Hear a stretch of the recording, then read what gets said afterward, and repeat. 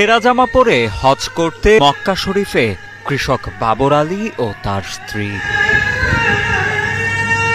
কৃষিকাজে জমানো কিছু টাকা আর জমি বিক্রি করে সস্ত্রীক হজে এসেছেন এই বৃদ্ধ। কষ্টের টাকায় নবীজির রওজা মোবারক দেখার সৌভাগ্য হলেও কিনতে পারেননি আর নতুন জামা, তাই হয়তো পুরাতন ছেঁড়া জামা পরেই হজে এসেছেন বাবর আলী।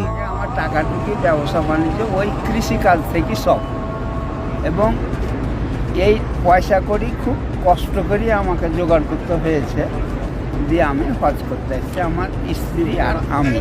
আমার শেষ ইচ্ছা ছিল যে আমি একটা হজটা করবো আল্লাহ বাঁচিয়ে রাখলে। আর্থিক অবস্থা এতটা ভালো না থাকায় নিজে পোশাকের দিকে নজর দিতে পারেননি তিনি। শুধুমাত্র আল্লাহকে খুশি করতে এবং গুনাহ মাফের জন্য আল্লাহর কাছে ক্ষমা চাইতে অনেক কষ্টে হজ করতে আসছেন বলে জানান বৃদ্ধ বাবর আলী।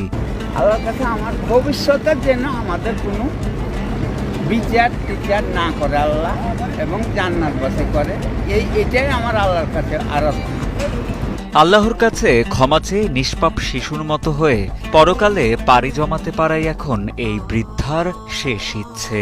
বাপ যা পিতা ওটা ভালো মন্দ সব কিছুই হয়েছে, বা হয়তো বুঝতে পারিনি, অগোচর হয়েই গেছে, ওটা আল্লাহর কাছে আরাধনা করে মাপ সাপ চাহাবো বা মাপ নিব আল্লাহর কাছে, যেন আমি পবিত্র হয়ে যেতে পারি, নিষ্পাপ শিশুর মতন হতে পারি, সেরকম ওইরকম উদ্দেশ্য নিয়ে আমরা হজ করতে আসি। চাঁপাইনবাবগঞ্জের বাসিন্দা বাবর আলী পেশায় তিনি ছিলেন একজন কৃষক।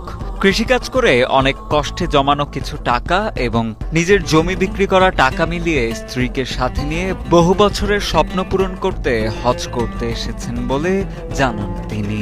আমি কিছু জায়গা জমি সরিয়ে দিয়ে টাকা সংগ্রহ করার পর আমি হজ করতে এসেছি। আমরা হজ করার নিয়ত করেছি 23 সালে রেজিস্ট্রেশন করেছি, আর 24 সালে আইলাম। আমার জায়গায় একটু সরিয়ে দিয়েছি, আছে আরও জায়গা জমি আছে অল্প স্বল্প, আর আমার ওয়াইফ আর আমি দুজনই এসেছি হজ করতে।